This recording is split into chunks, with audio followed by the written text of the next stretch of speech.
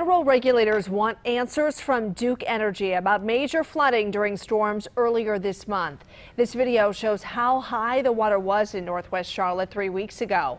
Neighbors said that Duke Energy should have controlled the water levels. Today, I obtained a letter from the Federal Energy Regulatory Commission. It wants Duke Energy to send a report detailing its actions during the flood, the lessons it learned, and anything it may change in the future. That report is due July 13th. Meteorologist Tony Sadiku is live along Riverside Drive, one of the areas with the most damage. Tony, how are those neighbors doing tonight? They're doing their best. I mean, right now dealing with another blow. You could see this road now back open after a massive branch snapped. You could see debris all over the place. I mean, keep in mind, we had no rain today, very little winds. You've got this, the branch falling onto power lines. You can see crews are out here working to restore power. This is just one of the dangers people still dealing with flooding damage are having to deal with. It brought us to a real low point and having to start completely over again.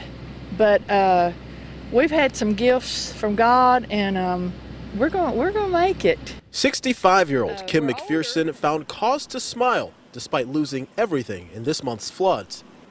She told me off camera the only thing the same about her home now is the exterior. From the outside of my house, it doesn't look like anything's happened to my house. But the inside tells a much different story after 52 inches of water poured into her home from the nearby Catawba River. And we had 52 inches high in our house.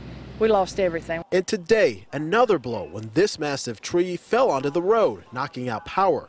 And she wasn't the only one. At least 40 homes in this area were severely impacted. And now flood damage. John Wendell from Charlotte-Mecklenburg Stormwater says for the Federal Small Business Administration to get involved. This meets the criteria. I believe there's like 20 homes in the criteria. We've had more than 40 that had water in the living space. Governor Roy Cooper sending a letter to the SBA yesterday, but an approval is pending. Delays as disastrous flooding continues to plague other parts of the South as well, leaving residents like McPherson to try to rebuild on her own. It would help. Any help. We'll take any help. McPherson says she, like many others in this neighborhood, did not have flood insurance. She anticipated it's going to take months before she's able to move back into her home. At this time, we're still waiting to hear from the SBA whether or not they're going to approve those loans and the grants for people living here.